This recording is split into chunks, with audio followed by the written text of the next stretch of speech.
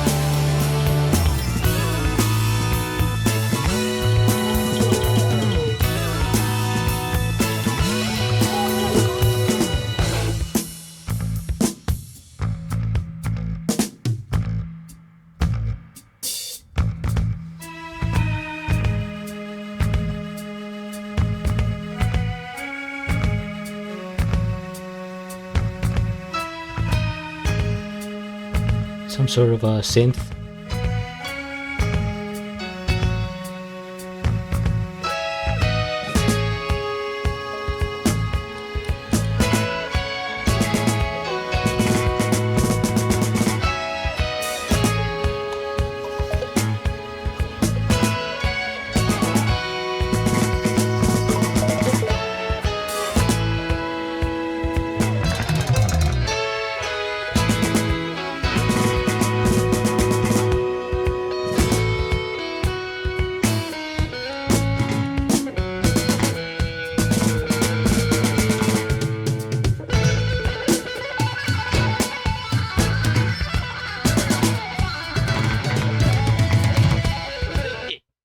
It's hard to know when to pause, but I have to say something.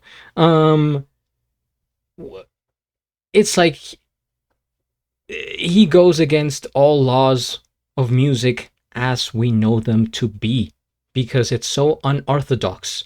You can never get comfortable with his music. It just goes there. It's very sporadic, random, if you will. And I read some of the comments saying that he liked to improvise some of his solos, right? That he didn't like, performing the same exact music over and over again. He wanted it to be different, and I could see it. I mean, I would say that it's difficult to be able to replicate this, so it only makes sense that they would play it differently each time, right? Since they're so like things that are kind of in odd keys, and the drumming is kind of like in this weird beat format. Then all of a sudden you hear like the marimba. I think people were saying that's like metallic keys marimba, an improvised version, or like one that they created. It's not like a typical one. And by the way, who was singing? Somebody remind me, please. Is it George, the same one that was singing in the Inca roads? But yeah, this okay. Let's continue here on this journey through the cosmos. Do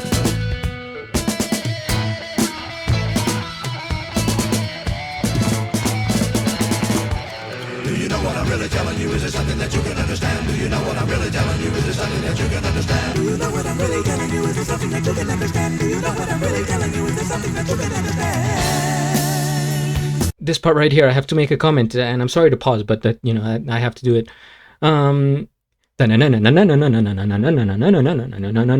The way he sings, I think that's the same style that they have done in the other songs that I've reacted to. I don't know if that's like their thing or if they switch it up here and there, but it's been pretty consistent so far. And then it's very like erratic, and it reminds me a lot. I don't know if this is inspired by them. There's a Beatles song called, I think it's A Day in the Life, and at the very end you hear a little part where it's like it's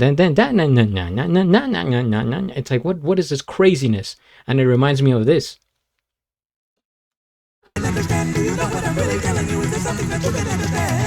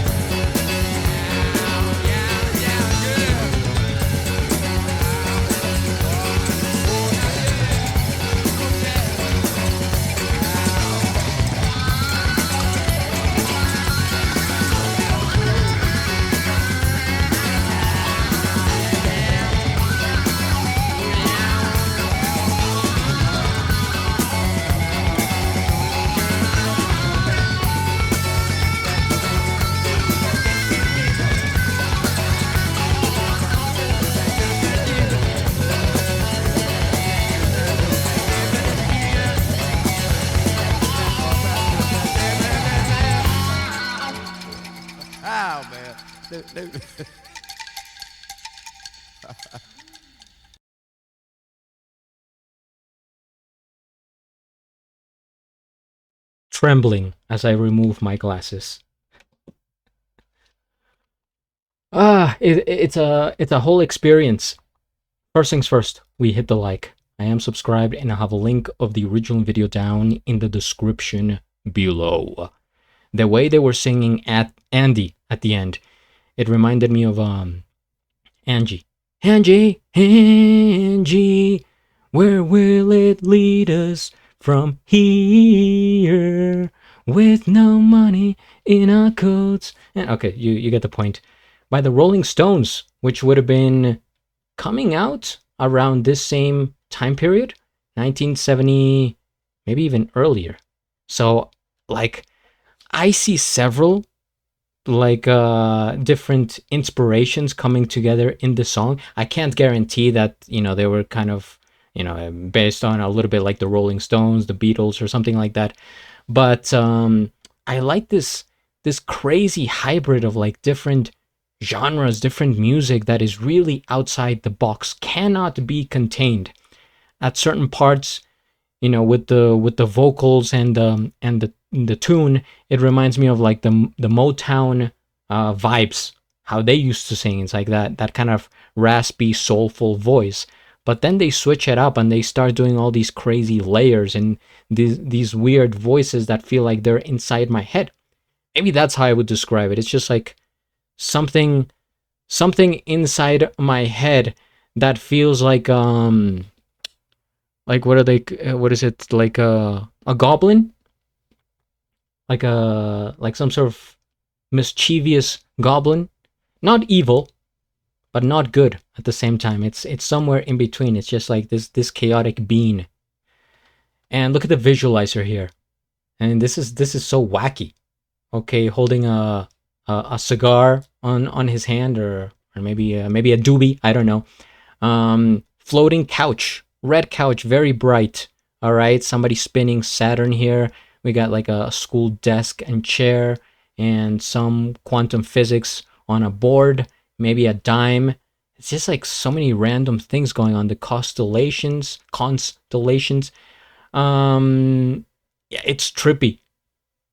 And I feel like it's ahead of its time. They were ahead, because even now, I mean, I've reacted to so much music, guys, on this channel and on my main channel if you want to check it out. But even so, I haven't encountered that many bands or musicians that are really pushing the envelope. Really, like, maybe some alternative indie bands here and there, but for the most part, they still like to stay within the general music structure. Whereas this, it's just like they're not following any textbook. I think I'm going to look up what the meaning of this is. I don't have any, an educational guess for this one. Is there really? I'm trying to remember the lyrics at the beginning. Is there really there's something inside you that I want to know? Something like that. But what is that? Who's Andy? Meaning.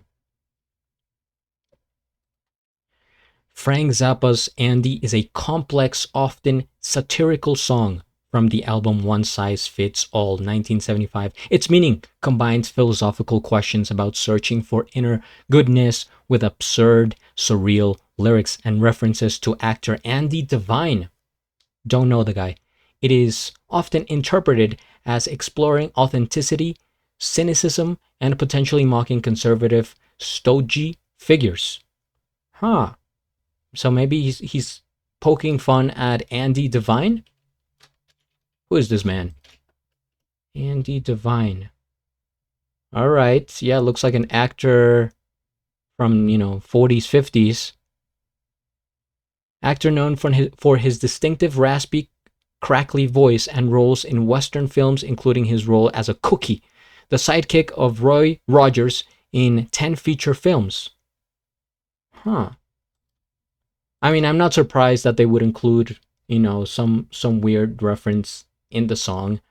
I think I have heard it in other songs, specifically from back in the day, in the 70s, 60s, songs referencing people from other, like, actors or actresses from their time. The one I can think of right now is a song that I reacted to from the 80s. And it was a very good song, by the way. Where is this? She's got Davis eyes. So she was referencing Betty Davis. Anyway, back to Frank.